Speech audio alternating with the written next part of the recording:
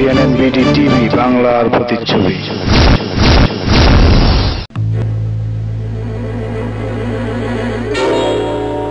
বর্তমানে আমার পরিচয় হচ্ছে দক্ষিণ ইউনিয়ন যুবলীগের সভাপতি, এই দায়িত্ব পালন করছি।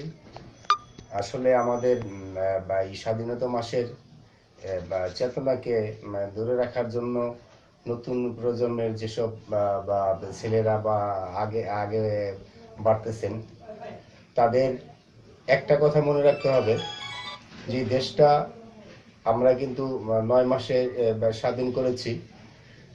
এটা এইভাবেই, স্বাধীনতাটা এইভাবেই না, জয় বাংলা স্লোগানের মধ্য দিয়েই না। আমাদের খেয়াল রাখতে হবে আমাদের মুক্তিযোদ্ধারা এই দেশের জন্য রক্ত দিয়েছে। রক্ত কারা দিয়েছে? যাদের দেশের দেশপ্রেম ছিল, যাদের ভিতরে, তারাই কিন্তু এই দেশটাকে স্বাধীন করেছে।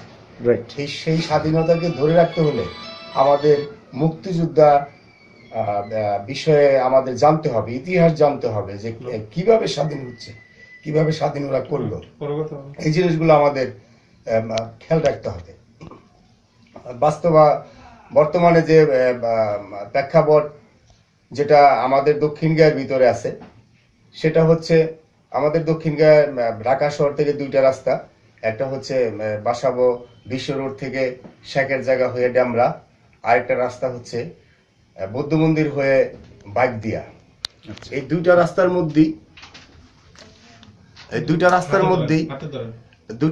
মধ্যেই আমাদের যে সমস্যাগুলো, সেই সমস্যাগুলো হচ্ছে যে আমাদের নন্দীপাড়ার যে মোড়ে ব্রিজ, এই ব্রিজের আশেপাশে দিয়ে ব্রিজের মোড়ে যেসব রাস্তাগুলো, এটা সিএনজি এবং অটোরিকশায় মানুষ চলাচলের অনুপযোগী করে ফেলছে।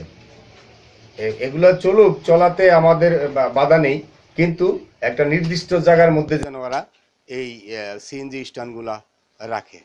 আমি মাননীয় সংসদ এবং ঊর্ধ্বতম কর্মকর্তা বলছি।